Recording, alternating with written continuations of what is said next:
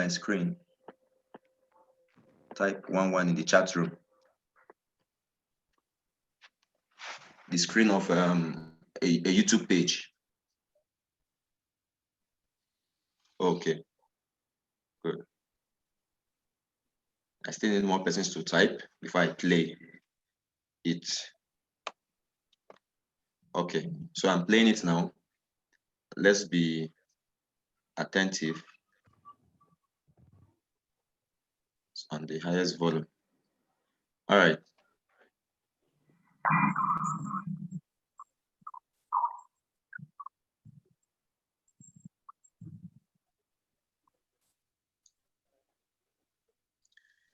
No, it must be the YouTube page. I seen a YouTube someone. Okay, so he has just seen the. Okay, hold on.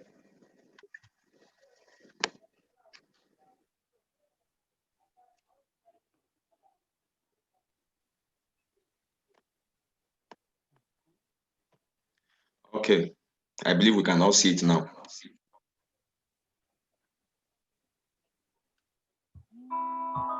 All right.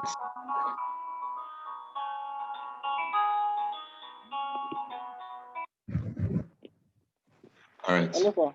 Yes, sir. 5% this one. Sir? I declare no, sir. No.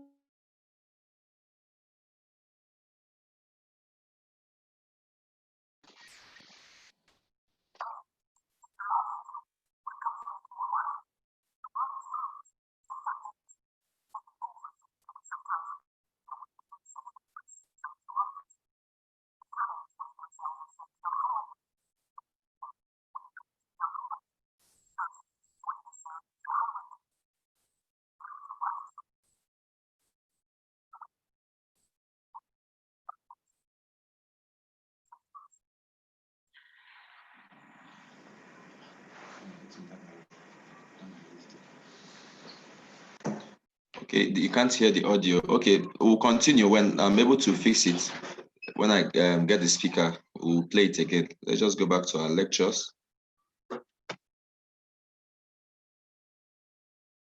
Go back to our lectures, then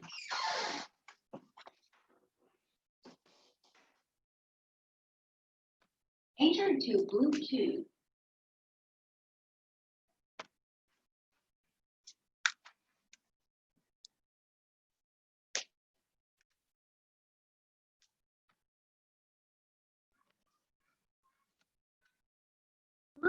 Connected.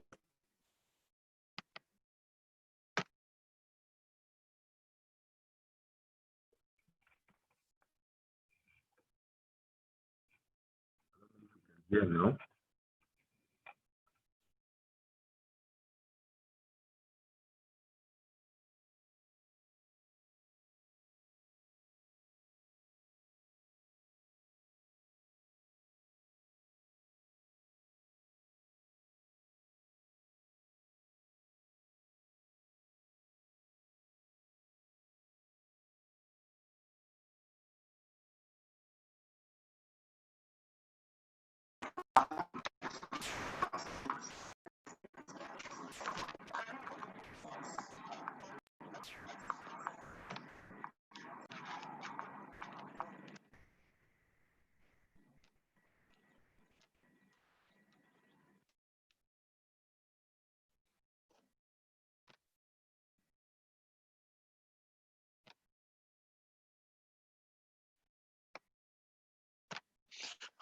All right. So we'll proceed. Before the end of the class, I'll get the video fixed and I'll play it. So if you can hear me, type 00. Sorry for the delay. If you can hear me, type 00.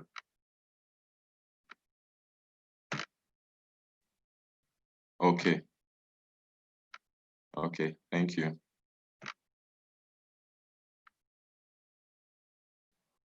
Thank you. All right.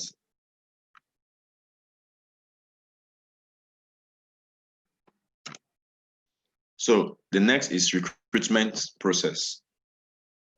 I believe we can all see the screen.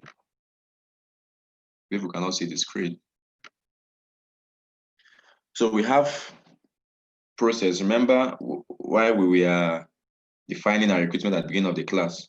We all agreed that recruitment is a process. So it means that there is a step-by-step way in achieving this process in question. There's a step-by-step way of doing things. All right. So, and what are those step-by-step ways? So we have identify the vacancy. First of all, recruitment is subject to vacancy. If we ensure that recruitment is subject to vacancy in our organization, we will only employ when there is need. We will not just employ based on sympathy. We will not just employ based on this person is related to the boss, or this person is crying that I need job. When people call me that they need job, I will say I don't give job. They don't give, and even if I have job, I will not give you job just because we don't have money. I will give you job if I'm in position because you merit the job and because there is a vacancy first. So there have to be a vacancy. You must be able to identify that clearly that there is a vacancy. Then the next is preparing for job description. Remember what we discussed in the morning, about job analysis. So you start preparing, you prepare a job description, detail the various aspects related to the job responsibilities, skills, sets, behavior needed. Remember also that when you are recruiting, it's not just the person's qualifications that you're recruiting for. You're also recruiting character. You're also recruiting attitude. All right. Then, third, advertising the vacancy.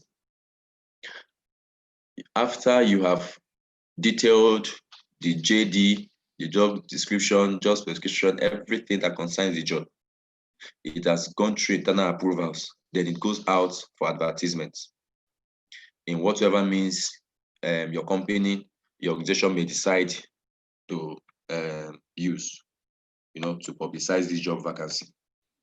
Then we have managing response. In most cases, you will see up to 500, 1,000 people applying for a position, depending on the organization, sometimes 2,000. How do you manage this? It's very important. And mind you, it is the way you engage in recruitment tells a lot about the company culture and company behavior.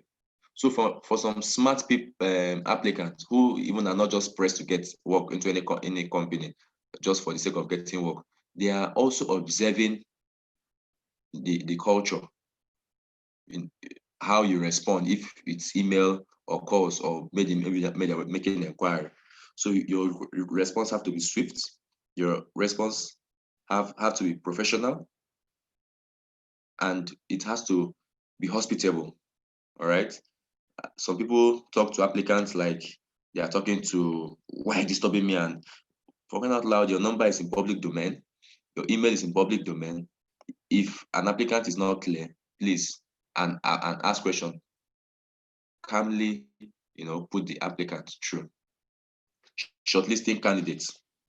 So at this point in time, you shortlist candidates. Is it everybody that applied they are going to shortlist? No.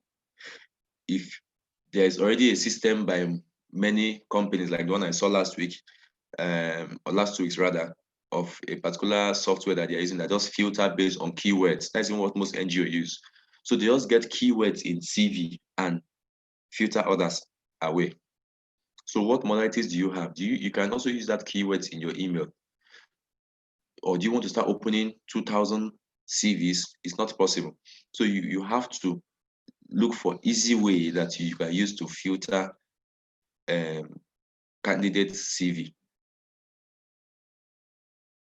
Then arranging for interview. Arrange interview at a convenient date, time, and with each short and shortlisted candidates. So you have to notify shortlisted candidate and arrange for interview. Another thing that's common among recruiters is they keep candidates waiting, and it doesn't also tell good. It doesn't also tell good if it also speaks much about the company's culture.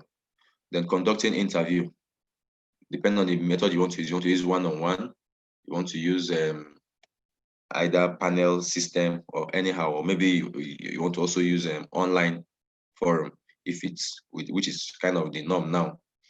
Then after the interview, decision making, maybe you make the final decision and take it up to the board, or you are the one who makes the final decision. Good and fine. So factors affecting recruitment process. We have internal and external factors. We have internal factors and external factors. What are some of the internal factors we have here? We have recruitment policy of an organization. Please ensure that your organization have recruitment policy. After this lecture, see it as a personal project. Push yourself to get a recruitment policy for your organization. Push yourself. Let it be what you achieve, at least one of the policies you achieve from now to the last day of this year. Have a recruitment policy. And now, when you're having that policy, consider now that interviews are now being held online. So you can integrate that also into your recruitment policy. We just finished one for an organization. It's actually an upgrade with the Zoom thing now and WhatsApp interview. Most organizations are now integrating it now into their employee handbook or recruitment policy handbook. So the policy of organization affects the recruitment policy. Size of organization. When it's a big organization, there is more tendency that recruitment will take longer time before the person eventually is called, who is chosen is called, because of several persons who have to go through it. But if it's a short organization, you might come the first day and meet the CEO of the company. You might even want to interview you directly. You might not even have an HR interview directly, and you're starting work within the shortest period. So number of the organization, number of employees employed also matters. If when you're employing one person at a point in time, when you're employing 10 persons, it won't take the same tone. It won't take the same tone. So it also affects recruitment process. Cost involved in recruitment.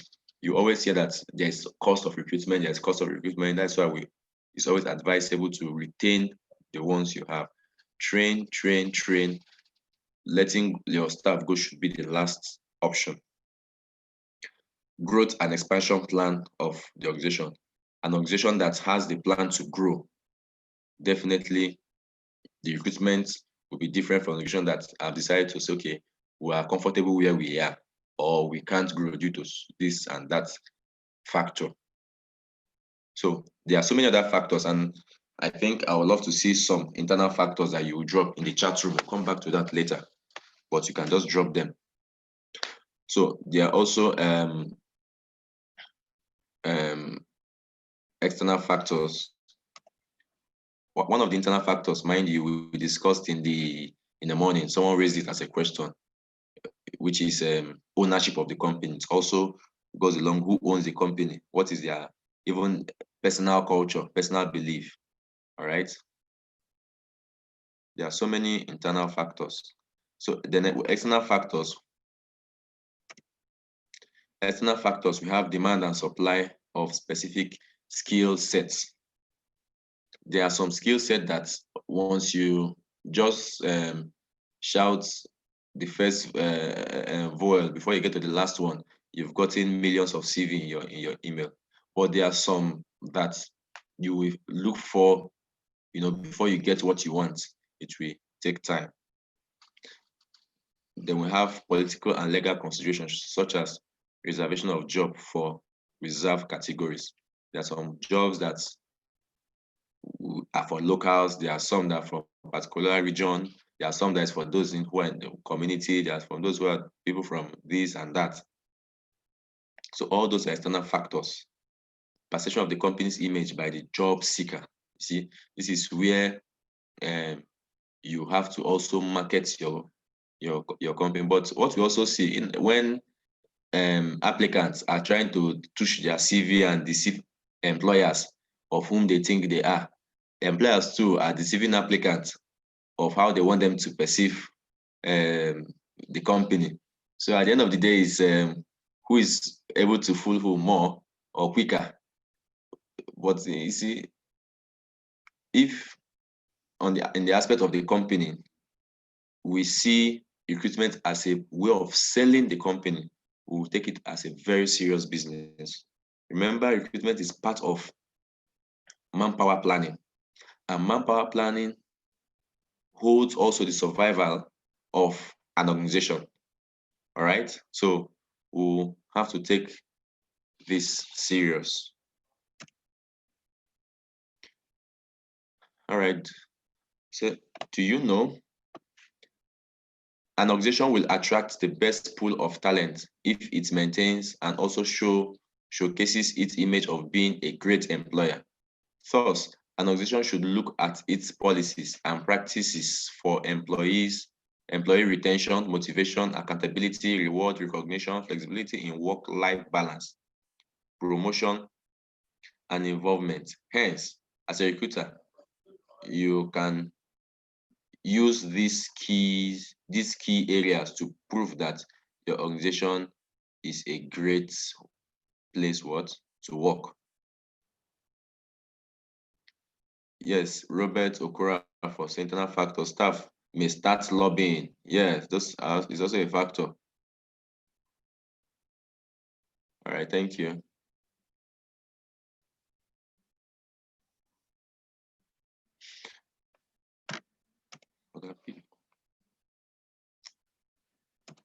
All right, so stages of recruitment. Remember, I told you that we have stages of recruitment. We have stages of recruitment, and basically there are 3 stages here. So we have the preparation stage, pre-preparation stage, we have the interview stage, and post-interview stage. Now, the pre-preparation stage is vacancy agreed. Remember, we said that recruitment must be subject to vacancy. It's not subject to this person knows an uncle who knows an auntie that knows the owner of the company. But they have to be vacancy that is agreed by the management. Then your job specification should be outlined. That's where you do your job analysis. So under your job analysis, your job description, your job specification, employee specification, and now adverts. When you've advertised, it's out at the public domain. The next stage is what? Screening. You begin to screen the CV and applications that is being received. You will see some that stick to the instruction. When you say CV, attach your CV and also attach cover letter or application letter. Some will not. If you see an instruction, some will put the instruction, use subject as use title, job title as subject of email or something like that. Some also don't. So these are little ways of showing that this person is not even paying attention. Because to details, because I always tell people that come to me, I say, looking for a job is job in itself. It's a big company, it's a big industry in itself, looking for a job. And that is why those who have understood that are now middlemen in job recruitment. Then the next is interview, where you call them for interview. It could be written interview, aptitude, though it's aptitude test and written interview is gradually phasing away. Sometimes it could be written. At that time, it could also be face-to-face and discussion. Then second interview, where you have it written at the first time. Second is usually verbal, But in some cases, where you have it verbal the first time, second time might just to consolidate on the first discussion. So at that point, if people were 50 in the first one, you might just be maybe 7 or 4 in the second interview. Then the decision making by the members of the panel. Once decision is made on the candidates, the next is the process that brings the candidates into the company to become a staff now. So to remember this stage, you can use, let's play with English a little bit. You can use applicant for the first stage, where we are talking about vacancy, agreed, job. You can use applicant. At the interview stage, you will use candidate, while at the post-interview stage, we now use staff. So this might guide you to remember these stages easily. So at this stage, when the person has been baptized to become a staff, you now have to onboard that particular staff. It is important. Onboarding is very, very important. It's important because it goes a very long way to make the person coming in new to understand where the history of the company, how the company have grown to where it is today. It's going to talk about the mission, vision, the clients, the mode of operation, mode of communication, organogram, and few do's and don'ts of the company, reporting lines, and so on and so forth. So it is very important. Poor onboarding can cause a very big problem in an organization. I remember there's an organization I was, and when the new HR came in then, a co-HR, of course, he wasn't onboarded, and he did something in a month that he was, I think 2 months when he came in, he was given a query that doesn't know this and that. He said he wasn't onboarded. Of course, even that what he was, that thing we've been telling him, oh God, don't do this, don't do this. He said no, that he would do that. He wasn't, he was emphasizing on that. And eventually when the management got here, that was just his defense. He didn't write much. He said, I wasn't boarded. I wasn't given an I wasn't given an onboarding by anybody. So it's very, very important. It's very, very important. So off-job training, we have to also invest in the people working with us, both off-job and on-job training. It is very important. In CIPM, we know that in IIPM, sorry, we know that there are people who the organization has sponsored for trainings in IIPM year in, year out, and almost in every course that's being run here. So we can also do same in our various organizations. Sponsor one person, sponsor yourself, all right? Sponsor yourself. Even if your organization does not sponsor yourself. It's at the end of the day, you are the one who will have the benefits more. Then evaluation. For those that were not in our previous class in the afternoon, I said in every of your HR process, ensure that there is a mechanism set in place to evaluate the end of it. Ensure whether it's in recruitment, whether it's in onboarding, any of your, even if it's exiting process, ensure at the end there's a mechanism to check that the way this staff was exited, is it in line? This will also save you a lot of cost, especially litigation cost.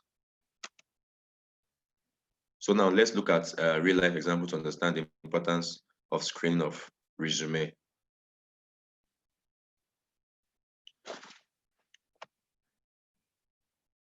For, even though we've not played the other one, I want us to participate in this actively. After this, it's not just in the chat room now.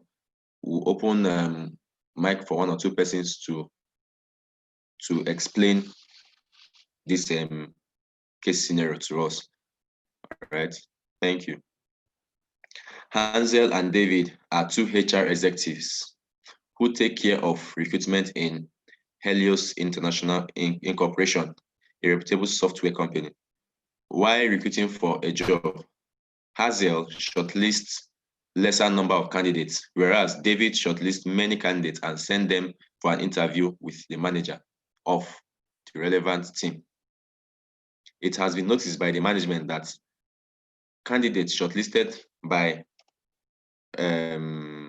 Hazel for interview get selected with about 95% success rate. On the other hand, the candidate shortlisted by David gets selected with about 20% success rate. So there are so many factors that might have accounted for this. So what do we think are part of the factors that have led to this? If you want to say something, you can raise up your hand. Just raise your hand and we'll give you opportunity to talk. What are the factors you think that has a shortlist fewer candidates and she record up to 95% success? Why David, on the other hand, shortlist more candidates and yet, okay, Agbo team Okechukwu, you can mute your mic.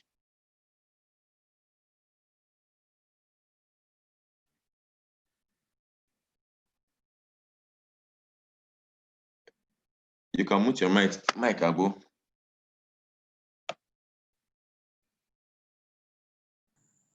Can you hear me now?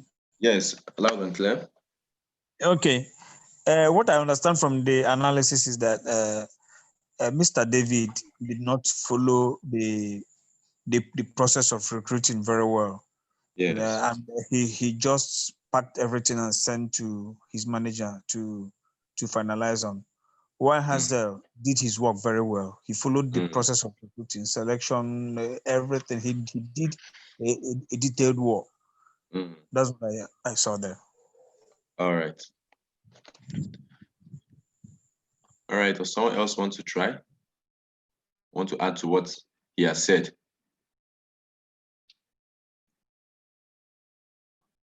All right. I'm not seeing any hands up yet. Okay, Pius Benjamin, please go ahead and unmute your mic.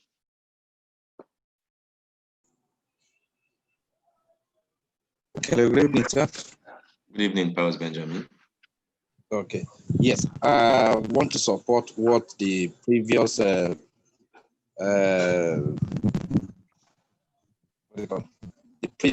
commentator said. That means Mr. Hazel did a very diligent work. He did a very diligent work by doing all the necessary details he was supposed to get about the candidate. So that is why he was able to get that 95% success rate compared to Mr. David, who got 20% success rate. All right. Thank you. All right, thank you. Okay, so we will proceed. 2 participants answering. Okay, so this will be the last time. Okay, go ahead. Unmute your mic. Chinedu Ugoji. And Chinedu Ugoji, go on. Okay. Can you hear me? Yes, we can hear you.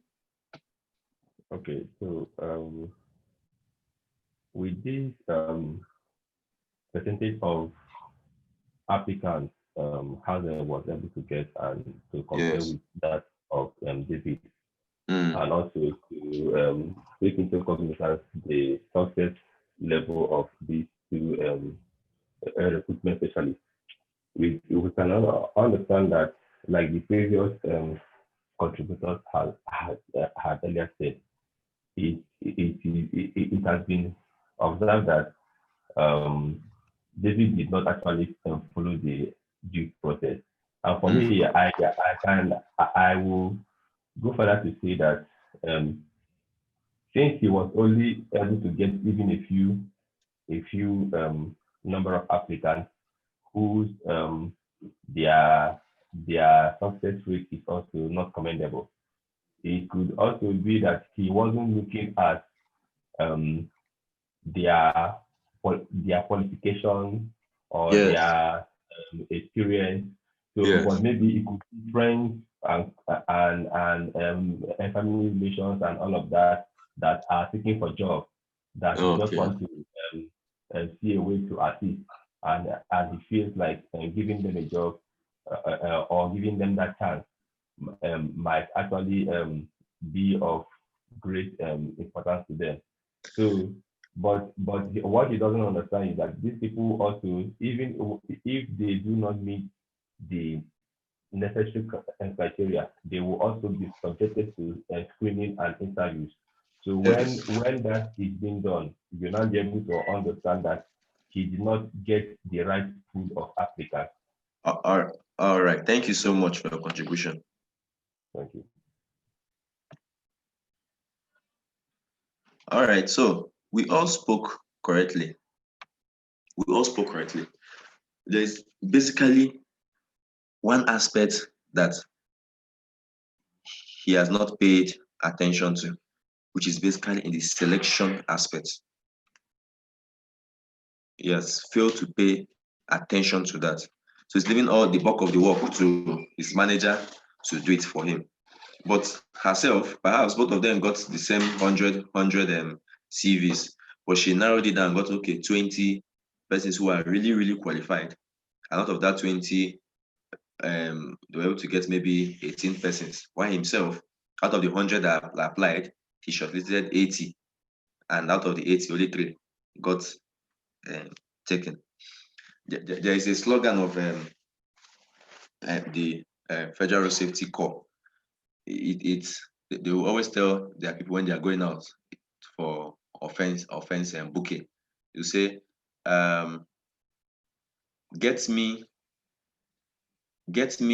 3 offenders that will not take us to court, that will not give us any issue. It's better to get us just 3 offenders that will not give us any issue than to get us 20 offenders and 1 will give us issue. 20 and 1 will give us issue. So that is paying attention to the job, paying attention to detail. It's not in numbers, but the little it might be, let it be exactly what we want. So let's see exactly what he has not done right. So one of the key reasons is that Hazel shortlisted candidate gets the job majority on time is because she takes a lot of care and spend major part of her effort in screening process. Whereas David do not pay attention to the screening process, right? So let us look at how Hansel and David carry out the screening of resume for the following vacancies of technical writer in the Learning and Development Department. A technical writer is required with a minimum of 3 years experience to work as part of the writers team in the Learning and Development Department. It is essential that the technical writer should be proficient in Adobe FrameMaker, as he or she will be extensively creating user manuals, online help, technical manuals, process guides, etc. So the emphasis here is what? Should have minimum of 3 years work as part of writers team in what? Learn and Development Department, and should be proficient in the use of Adobe FrameMaker. While carrying out the screening process, David does not analyze the requirements of the L&D team properly. You see, he starts screening resumes based on the following skills: content writing, writing for website, article writing, technical writing, copyright writing, editing. Maybe he will also be, screening for Facebook writing or LinkedIn writing without paying attention to what the job really entails. First, the candidates that David shortlists and sent for interview greatly lack the core skills required by the Learning and Development. David does not take care of screening resumes based on the specifications mentioned by the L&D department, Learning and Development Department. He simply shortlists anyone who has any kind of writing skills. You see it? So as long as you can write, David will shortlist and and send you in for interview. It doesn't make sure that the candidate is shortlist know how to work with what Adobe Frame Maker, which is part of the criteria that was mentioned. It doesn't ensure this.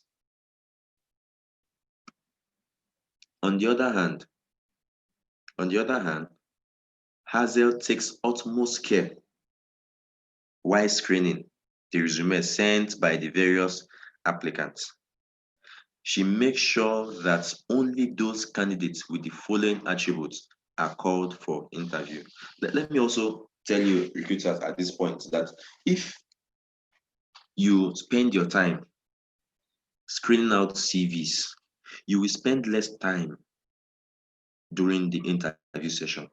So you will save yourself and the entire company great time to sit down and be doing screening of candidates again while in interview venue. So we have to be diligent as HR. We have to be diligent in our screening process. We have to be tactical. There is, I'm seeing a recruiter online, Bitrus Madaki. So I believe he doesn't screen all the whole CV that comes into his email. There is a formula he uses to what? To get in his screening process right. So I'm going to give Bitrus Madaki, if he's still online, some minutes. So if you can hear me, just prepare. I'll give you some time to speak. Bitrus, if you can hear me, you can mute your mic and just in 2 minutes, tell us practical strategy or technique that you use. Mr. Bitrus Madaki, you can unmute your mic if you can hear me. While we wait. Okay. Hello, good evening. Yes, good evening. Good evening. Your line is breaking. We can't hear you clearly. If you can change your position. With my network, let me just try my best to see how it will be. Okay, it's quite better now. Yeah, can you hear me? Yes, I can hear you. Okay. If you can hear him, type 11 in the room, please.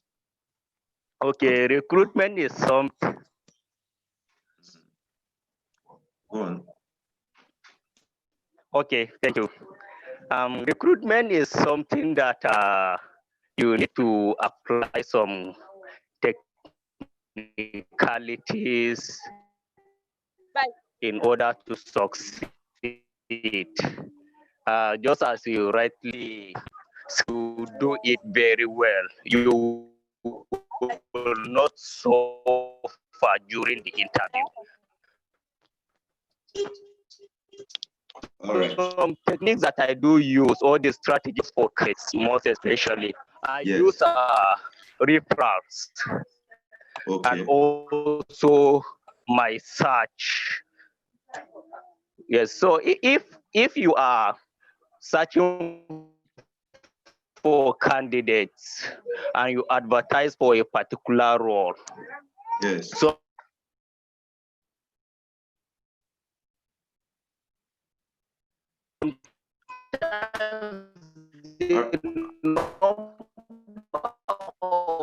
all right.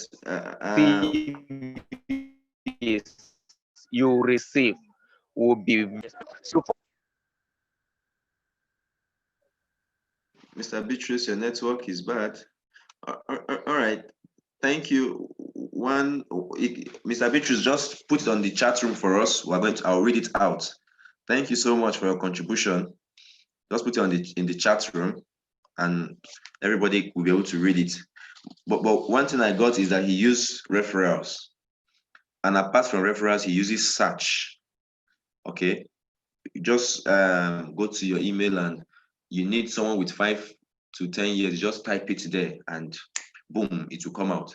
And part of the advice that I give to people when you're recruiting for positions is that open an email for a particular position, but so it will be so easy to get what you want. Once you are done for that, you move to another one. All right, thank you, Mr. Beatrice. We'll be expecting it in the chat room. All right, so we'll continue. Having a minimum experience of 3 years in technical writing, candidate has experience and is proficient in working with frame maker. So this is what he's talking about. Hazel now, who when she's doing a recruitment, things that she considers, right? So she put all that into consideration, unlike her counterpart.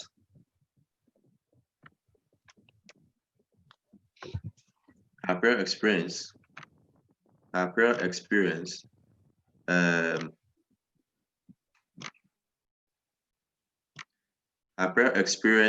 of having create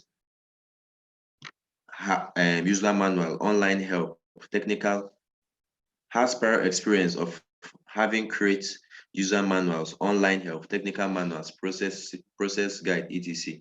Good writing ability, which has a judge from the manner in which the resume is written. So remember, we said that looking for job is job in itself. Your resume must be convincing. Your resume must be pushing. My friend would say your resume must be aggressive. But sometimes what we see is that people will go and meet resume writers. They'll write it for them, and the resume will be like that of a tiger. Then when they appear at the interview and or even come for the interview, they will be like antelope. They won't be able to answer one question. So people do that. Those days, I know it's write resume for people. I stopped because a girl told me how she went for an interview, and after she gave me what she worked here, she worked there. I wrote the resume for her. It was beautiful. Then she went for the interview. When they asked her, I said, no, that the truth is that she gave the resume to this thing to someone to write for her, and she couldn't. It's not enough that she gave it out, but she couldn't defend what was there. And I called. I said, but madam, this place all this place you mentioned, you did not work there before giving. You said she didn't work there. I said, ha. So you see, so we see this often time than not when it comes to interview. Some people, when they've come for interview and you start drilling them, next you hear, see, my mama don't die, my papa don't die. Just help me, I beg, man, get this work. And I'll ask them, it's not my papa don't die, my mama don't die that will bring in turnover for the company when you're not doing your job well. So as a HR recruiter, you have to pay attention to people's resume. So you can see the simple technique she used. All right. So you can understand that out of 8 candidates that David shortlists and 3 candidates that has a shortlist, it's obvious that Hazard's candidate has a greater chance of getting selected and hired by the people in the learning and development team. All right. Thoughts? All right. Okay. Screening is very important. I remember those days when I was in a hotel, when I was working in a hotel at Area 11 Abuja here, one of the best hotels you can talk of in Abuja. Then when we're recruiting for positions like front desk or chef, resume then used to be up to 900 plus 900. So of course we can't even recruit, we can't even call more than 50 for interview. You can't call more than 50. That's the company policy. So, but even that 50 is too much because there's no place where they will stay and start waiting for them. So we have to use a very good method of getting what we want, in the most smartest way. All right, we are making progress. You can see we've spent about 1 hour 26 minutes or 1 hour 20 minutes because we started 6:06. So we spent 1 hour 20 minutes in this class, and we are still active and participatory. Thank you so much. Thank you. We're making progress. We'll round up on time so we can go and have our rest and prepare for work tomorrow. Selection process. So we have the preliminary interview. Preliminary interview. This, remember I said it depends on the organization. Different organizations have their own internal way. It's not casted on stone on how it has. So people just do, some organizations it's just one interview and you have the job. While some you can do interview. In fact, my friend of mine did 6 interviews then. That was 2 years ago. He then called me and said, HR, come, what is the standard? What in Igbo's national HR policy? How many interviews should one do before getting the job? I said, how many times have you gone for it? I said 6 times. I said, don't go again, my brother. Just rest. At the end of the day, after like a month, then they called him to come and get his offer letter. Still working there now. So there is no one way to do it, but what this process you are seeing on my screen, it's I will say it's world best standard in IAPM, because remember what we are doing here is also from SHRM, which you know that SHRM is the highest award HR award giving body in the world as of today, and it was from SHRM that even HRCI came out. So you understand that whatever we are using to teach you here today is what best practice. All right. So you can see on my screen we have the preliminary interview selection test, the interview proper, which we've done before, reference and background check. I would say you should always check for who you are recruiting. Don't just recruit based on what's on the CV. Check the people on their CV, who they've submitted also as referee. I have seen a CV where the girl submitted the name of, anyway, when I interrogated the guy was 17 years old, and his name was in the referee as the girl's reference. So it's my culture to call the referee once I shortlist, if I call the person for interview. So I called the person, and I think she actually came for interview before I actually made the call. We finished and we then placed a call to the girl, to the referee. And the voice was just too, light. And I said, are you so person? Are you Mr. So person? He said, yes, I am so person, not Mr. I said, are you not so person? He said, yes, I am, but not Mr. I said, you live in so place? He said, yes, I live in so place. I said, where do you work? He said, what is all this question? I'm just 17 years old. I'm not working. I said, okay, sorry. So, so that was how we had to call this girl back to give us some of the experience, because she was actually qualified for the job, very, very qualified. So we wouldn't have, because of referee. And she said at that point in time, she didn't know anybody she could meet. She don't want to meet this person. She don't want to beg. I said, you have to beg. If you are someone with unquestionable character, you will not have issues getting one to be your referee. You will not have someone that to be your mentor. So your mentor can be your referee. Like Mr. Banito is my mentor. I mean, Dr. Banito and Dr. Chidike. I know at any time they call them from UN now that they're asking about me. They will say good things about me. All right, thank you. So medical selection, we have selection decision. Then we have medical examination. Medical examination is also another important part. Medical examination. It is important that anyone coming into your organization undergoes medical examination. It is very, very important, so that at any point in time, if anything happens to that person already, you know that you are covered. For those running HSC course, I believe that these are part of the things that you must have mentioned in your class. So in the mines those days, I remember that all of a sudden we had a outbreak of hepatitis B in the mines. And what happened was that someone we recruited came in without a medical examination, medical fitness certificate, and this guy had hepatitis B. And hepatitis B is contagious quickly, for those who know about it, you can Google it. So it's when he uses a truck in the morning, and that group person uses in the afternoon, that was in the evening. So that the 3 persons using that truck immediately contacted hepatitis B.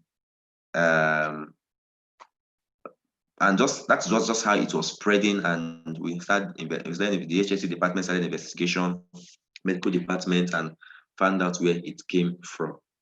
At that point, we had to stop about 7 staffs from working, and so many other staff. In fact, almost all staff had to go and run tests at that point in time to be sure that they don't have hepatitis. So it's very important. Then we have the job offer. You see, so after that, before you now make your job offer, unlike the mistake we made, then we did not give we gave job offer without ensuring that the medical that the staff got medical clearance. So employment contract and what evaluation.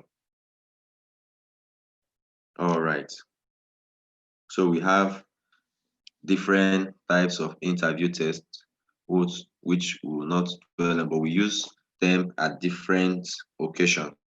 We use them at different occasions of our interview, during our interview. So you won't dwell on that. All right. All right, I'm seeing a message in the chat room.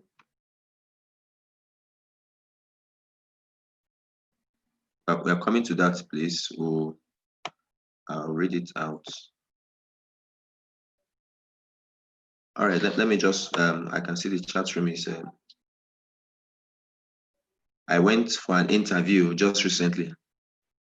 And as usually for a start, I was asked to tell them about myself. I was very tailored and brief. I talked about my academic background and qualifications and work experience, but one of the panelists was somehow disappointed. Maybe she was expecting me to talk at length. Please, what are the key points to hit on when you are to talk about yourself? First of all, my interview is usually brief if I'm having an interview. The only time I tend to have, at this point, I don't even expect person to talk much. It is only when we are into the business of the day that when you are giving me what I want, I keep drilling you to be sure that I know what you are saying, or to make a mistake that I will hold you to. But essentially, at this point, when you are in an interview and you're asked to talk about yourself, those are the basic things you should talk about. You should talk about your background, your qualification, your job experience, your skills, okay, and what you can do for them. All right. So some of this our HR profession. There are people who are HR just by practicing, and they've refused to be professionalized and move with the current trend. There are some that are actually professionals. All right. So it just depends on you. Just like now, I'm telling you that myself, I always like to see your referee at the bottom of your CV.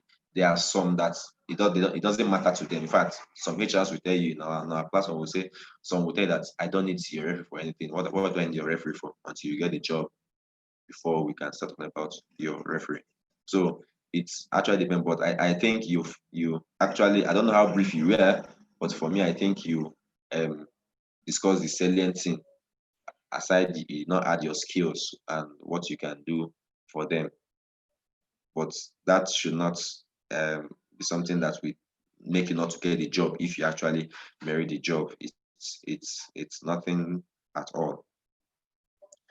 And I wish you success Sunday, Oxford. Thank you. So use the rule.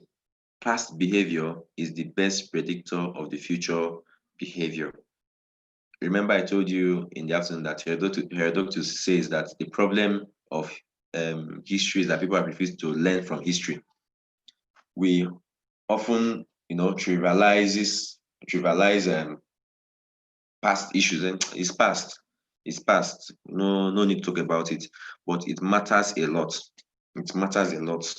If someone always fights, always beats his or her boss from where he or she is coming from, I tell you, if you employ that person, there is tendency that person will beat you as the boss or fight in the company again. So past behavior, it can tell us, it can give us an insight about the person's future behavior to select the most suitable candidate for the job. Hence, you should always screen resume and hire a person who has done an almost similar job in a similar industry, in a particular business climate, from a company with a very similar culture. Such a strategy will always help you to hire the best fit for the job and your organization. All right. So you can imagine if you don't do all this, and after 2 months of recruitment, you are sitting down again to start another recruitment process again. You can see the 3 stages we pass: the pre-interview, the interview, and the post-interview stage. You start doing all those stages again. We have wasted time, and you are wasting more time. You have spent cost, and you are spending more cost. So let us try as much as possible to be diligent in our recruitment processes. I don't know if I did justice to your question, Mr. Oxford. I believe I made an attempt to that.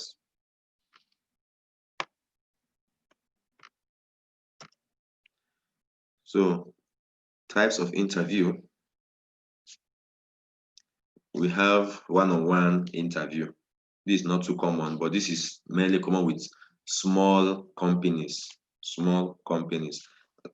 We always say one-man business. There's no business, not a one-man business. But when let me use one-man business in this sense, the real one-man business that is the only one running the business. This is very common in such businesses where you have a one-man running his business alone. He's both the secretary, he's both the HR, he's both the salesperson, the marketer. This is common. You meet the person one-on-one. Then other maybe small scale of few employees, you can have just maybe the HR interview you, or maybe the GM or the GMD or the executive chairman or the CEO. So just the interviewer and the candidate. They have sequential interview which involve from one interview series to another, room to room. This is not common in place like Nigeria. It's not common. Then we have panel interview. This is very common. In fact, I think my second job, it was 6 persons that made up the interview panel. When I entered, I was scared. I was intimidated. I said, what have I done that 6 persons are sitting to interview me? And that was the longest interview I ever had, about 48 minutes interview, because I always do that. Anytime I'm interview, I set my stopwatch about 48 minutes. I was the longest when I came out. In fact, some people have gone that were waiting for their turn. One guy was impatient and he left. So we should try as much as possible to reduce crowd during interview. For me, it's not whether you have your whole management team on the table or you have your whole board on the table. Some candidates can still be smart and outsmart the entire board, and when you employ that, you have done a hiring mistake. The candidate is a cost center. All right.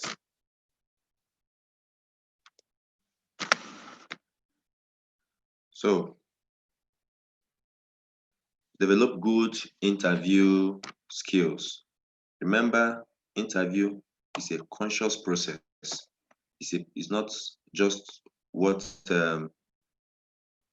It's not just what one we say, oh, let me just start in. Yes, I know many of us, I said, we've been doing interview, but we are just doing it without having these processes, using these processes and these skills in place. But now that we know, I believe we're going to make a better HR profession.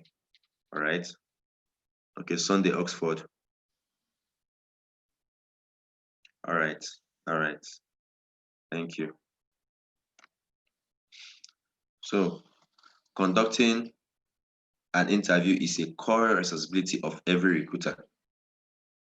That is your core responsibility, to conduct interview.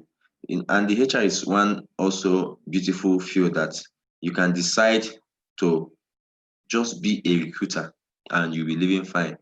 I know so many recruiters who are living fine, you know. That is the only thing they do, just recruiting. So if you possess the skill, why not go into it? It's a pool that is not yet even been tapped. All right. It is important to bear in mind that a successful interview depends on the characteristics of both the interviewer and the candidate. There are two parts of conducting a successful interview. So it's not just successful interview is not just only on the recruiter or on the candidate, it's on both parties. Pre-interview preparation, conducting and managing interview process. All right. Okay, Beatrice Madaki is contributing on that. I say, tell me about yourself. Basically, a candidate is expected to talk about the following: your background, not family, your education, highest qualification, work experience, skill, and competence. All right. Thank you, Mr. Beatrice. Pre-interview preparation. There are few preparations that you need to make as a recruiter to make sure that the interview goes smoothly and successfully. The following are few key points that you should bear in mind for pre-interview preparation. Have clarity about the kind of skill set, capability, attitude, behavioral characteristics required for the job. Keep a list of the core questions you need to be asked on every candidate, to ask every candidate. You see when you go, you see some, the one we call that is trending now is Deputy Jesus HR. You know, I believe some of you know what I'm talking about. All these Deputy Jesus HR that believe that they are demigod HR. They begin to ask you questions that are, that should be personal. Some begin to question. I was once in an interview panel with someone, and this manager was asking, the lady said she's a single mother. He then dived, what of the father? Why did you not marry the father? And see, we were never married. And the question became, I had to send a note. Sir, you are now going too far. It's not your concern. Your own is, can she do the work while we want her? So some Demi Jesus HR or Deputy Jesus HR are out there, Keep a hard copy or soft copy of the candidates ready before CV of the candidates ready before the interview to be assessed easily during the interview process. Go through the interview candidate's resume carefully, make note of questions, clarification, and doubts that you might need to ask the candidates. Select a peaceful ambience and room for conducting the interview. Make sure that the selected room is available for you during the time of the interview. Don't keep candidates waiting. Don't tell candidates, okay, let us move from here, block D, to the conference room. Let us move from the conference room now to the visitors room. The visitors room is, let us move to the executive chairman's chambers. The executive chairman is having a meeting with the government. Let us know.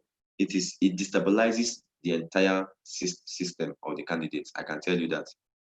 So prepare a place, ensure that hours before the interview, you should be there to check and ensure that, oh, this is ready. Confirm with the candidate whether he or she will be attending the interview as scheduled or not, or if changes will be made. Most organizations don't do changes. I can understand if it's a position that you need urgently, but if it's not, I think a hospitable organization should be flexible. So I think I know there is when I work when I was going to the interview at the mines, when I work in the mine, I rescheduled twice. I had to reschedule twice. The first one I lost someone, then the second one I can't remember what happened, but I told them I won't be available. And till the third time I went there and did the interview, and eventually I got the job. So we should be flexible as recruiters. If it's not a pressing position, and you are convinced that this candidate is likely to be what you want, why not give the person another chance, even if you don't come on the general day that other persons are coming? Before each interview, quiet your mind and mentally prepare for an hour of concentration, observation, and alertness. Don't go into ghost mode when the candidate is not giving you exactly what you want.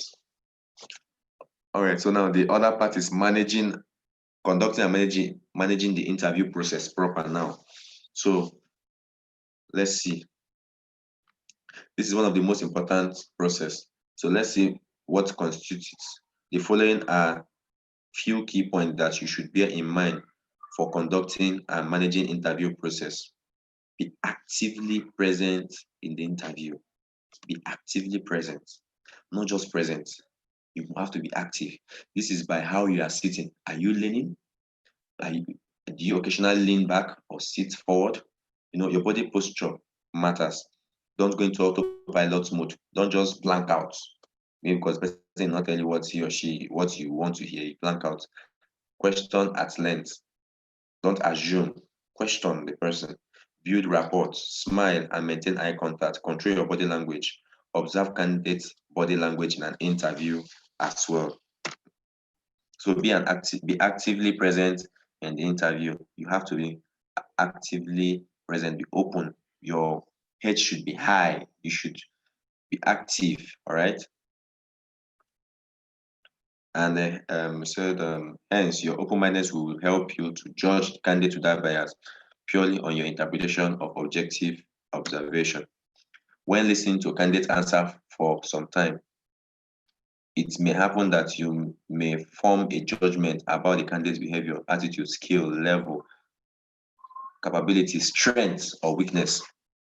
And as soon as this is done, you go into what is called autopilot mode, which is just blank out.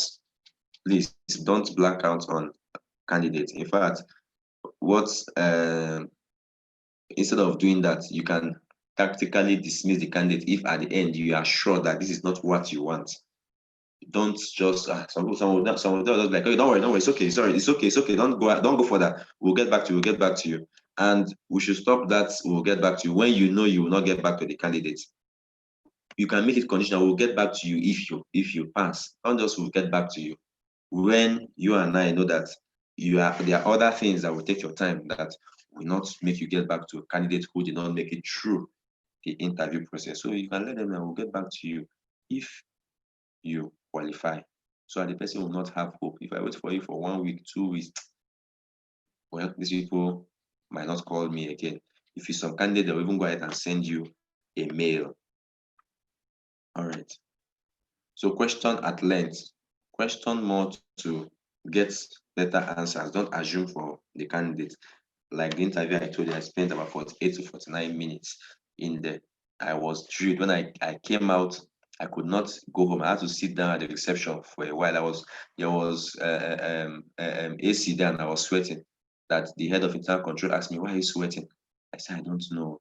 He said, you think his child we are coming to do here? That we'll just recruit you it's a serious business. So in fact, this office is not even where you're working, you're going to the mines to work. All right. So ask all the questions you need to know. All right. Build rapport with the candidates. Build rapport. Just don't be forming James Bond, you bone your face. Ask the candidate, be flexible with them. Make candidates feel comfortable to tell you his or her mind. There is one of my friends, I was telling that she went for an interview that she don't know if she will pass that interview. I say, why? I say, because she was too free, that they made her too free, and she was then talking as if it was her father's house. I say, that one is now too much. Why are you talking as if it's your father's house? So why you at that point you have to break the candidate to get, some things that ordinary candidates would not say. Because I always tell people in interview, why the candidate is trying to show you that without me, your company will not succeed. The employer is trying to show that candidate that you are not what I want. So the employer is trying to reduce the standard of the candidate. Or I don't know if to use what belate to the candidate. So what they say, no, I am more than what you think I am, right? So, and many others. So conducting, okay, we're still on that. A few ways that you can build rapport with candidates by introducing yourself and giving candidates a firm handshake. The way you shake also tells a lot about you. Then welcome and thank candidates for making out time to come for the interview. Don't see that they are doing candidates a favor. If you don't need the candidate, the service of candidate, you will not advertise. So you need the candidate as much as the candidate needs the job. Give the candidate a brief overview about what you aim to achieve by conducting an interview. Ask the candidate if he or she has any doubt that he needs to clarify before the interview starts. Acknowledge candidate's potential nervousness and ask him or her to relax.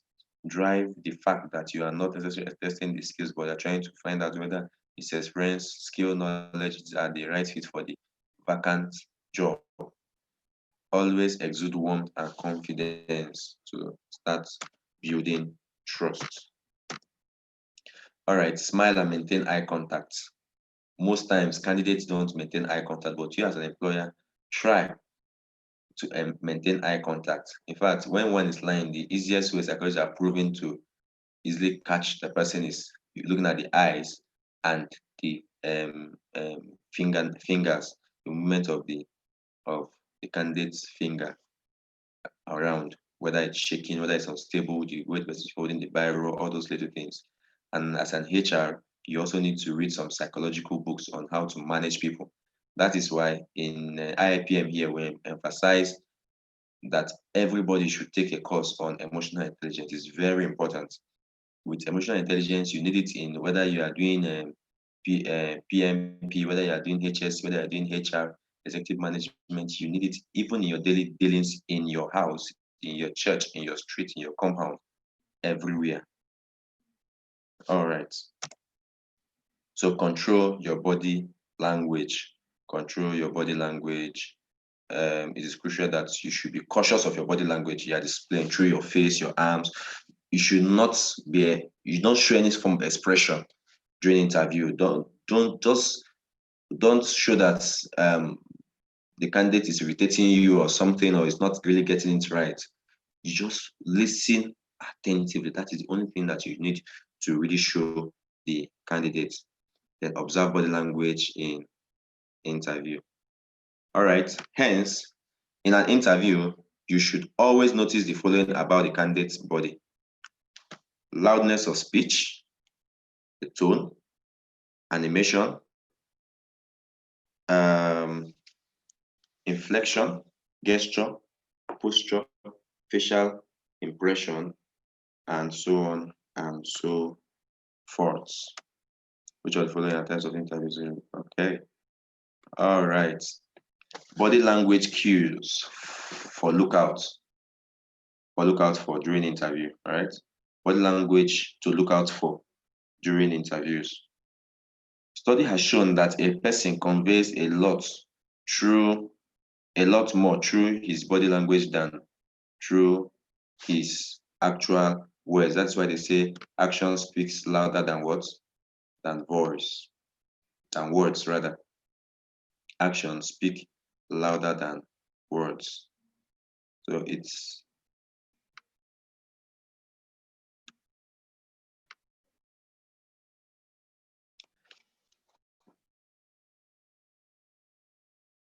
all right.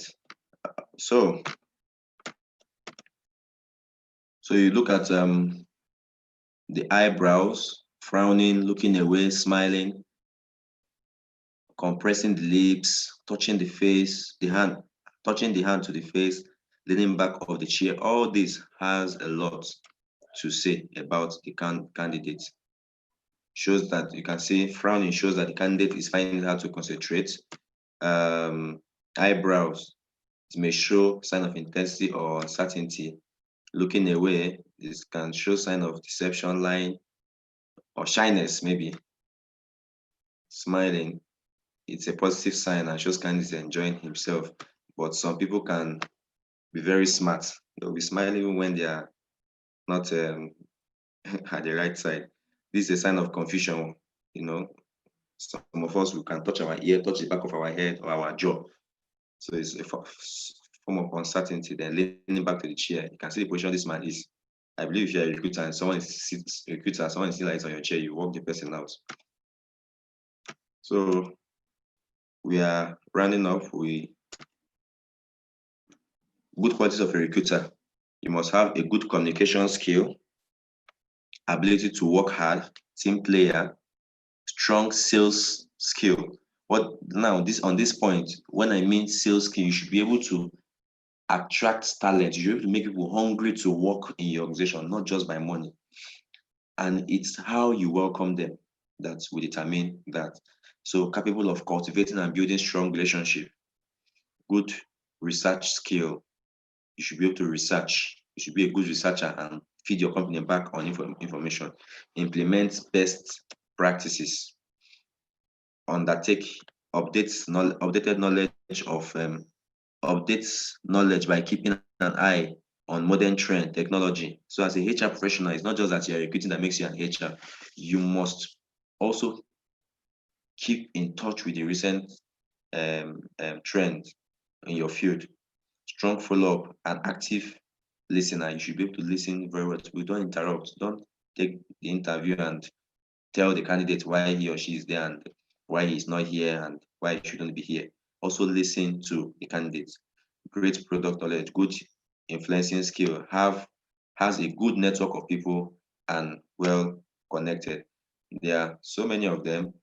Self-driven, good negotiation skill, savvy tech, self-confidence, has good marketing skills, is focused and target-driven, can handle stress and pressure. Because I tell you, interview comes with its stress and pressure.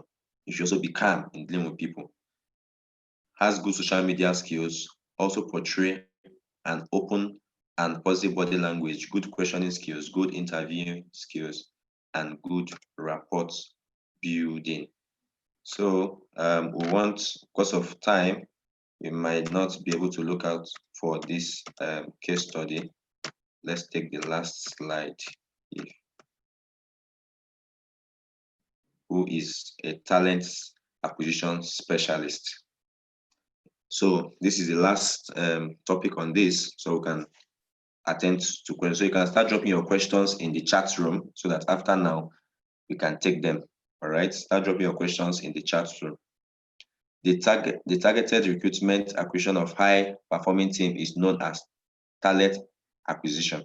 Hence, organizations usually hire a talent acquisition specialist, like a talent hunt, who specialize in talent acquisition. Such a talent acquisition specialist specializes in identifying, approaching, recruiting top-performing teams from the competitors of an organization. The role of talent specialist is similar to that of traditional recruiter headhunter. However, the role of such a person is highly crucial and of strategic importance to the business generally. Because you see, sometimes there will be an offense someone commit. The first thing they'll ask, who even employed this person? How did this person come in? Who was the HR? They say, it was so person. So it's very important that we have to have a strong talent acquisition specialist. Generally, such a person work in a close conjunction with the company's executive management. The major advantage of such a recruiter is that it helps to bring high-performing people into an organization, which lead to greater efficiency and effectiveness in the working of the team. All right. We won't be able to take this case study we'll just summarize. We've done source of recruitment. We've done source of recruitment, the processes, the sources, and I'm yet to see questions in the chat room. I'm yet to see questions because we are running up already. So I've also the attendance too. We'll drop it very soon so that you can start writing your taking your names. All right, so this is all we've treated as far as this class is concerned. Source of internal promotion, recruitment, transfer, promotion, demotion, and upgrading. External sources, we have casual applicants, social media, referrals, and so on and so forth. Approaches, we have employee referrals, employee agency, traditional niche recruiters, and so on and so forth. We thank you all for your active participation for this evening's class. We believe that you become practitioners, immediate practitioners of all you've learned, especially as I plead that we should all ensure that in our organization we develop a recruitment policy process for them at least before the end of the year, if we don't have. Thank you all and have a great night rest as I await your question. All right, many thanks indeed, Mr. Michael. Thank you for an insightful class. You would like to round off this class by by 8:10 p.m. That's the next 7 minutes. We understand that, yeah, it's been a long weekend and we need to prepare for work tomorrow. The attendance form has been posted in the chat room. So please feel free to fill your attendance while we await your questions. So Pius Benjamin asked the question in the chat room. He said, apart from the medical tests you mentioned, what other medical tests or tests can be carried out, sir? So over to you, Mr. Ikenna. All right. If you go to the hospital or health center and tell them you are getting a job, they need to get run some tests. Basically, tests they run is hepatitis test. I know they run typhoid and some other tests. I don't really know much about it. I've forgotten actually. I used to have them written somewhere, but I'm very sure of hepatitis test. After they've run all these tests and they are sure that you are okay, then they will give you a medical clearance. All right, thank you very much. Okay, Aminu Damilola says, in a situation where an employee is demoted, would the demotion also have effect in his or her salary? Yes, most of the places I've seen, yes, it takes effect on your salary. Though I've seen an exception where the person was demoted, but he was still receiving what he was doing when he was the boss. Okay, so even when he made someone else's HOD, he was earning what the HOD was still earning. But in the real sense of it, when you're demoted, even your benefits and everything, you're not in that position again, so you shouldn't be earning what is in another person's position. So ordinarily, yes, your remuneration should be reviewed at that point in time. All right, many thanks indeed. I have Agbotim Okechukwu here. Agbotim Okechukwu, please go ahead and ask your question or make your contribution as it is. Okay, can you hear me? Yes. Yeah. Thank you for the lectures. It's so wonderful and enriching. I want to contribute to to answer to the question somebody asked. The kind of test we do. Well, it depends on the industry and organization. Some people carry out full detailed tests, like blood pressure, HIV, hepatitis, pregnancy, just detailed tests. Not that is going to make them reject the person if the person is meritorious. For example, HIV, but it will help them to manage the person. You know, the organization you're entering needs to know your condition of health so that they will know where to place you, especially in construction or in oil service firms, oil and gas, you know, because their work is so tedious. So knowing your health status will help them to place you where you cannot, where your health cannot be worsened because you're working. So is a lot of just when you go to the hospital, tell them some organization self does not allow you to go on your own. They will send you. They will take you to the hospital. You of no extra cost from you. They will pay for the bill. They will tell the doctor or the hospital what they want. So it's not even good for you to go to the hospital and carry out your medical fitness to work test and to and submit to your employer. No, it is the employer that will make that test accessible to the employee. So because the result comes to the employee to the employer, they will make use of it. Though if the employee needs the result, it can be given to him. But the result comes to the employer, so for their own use. Thank you.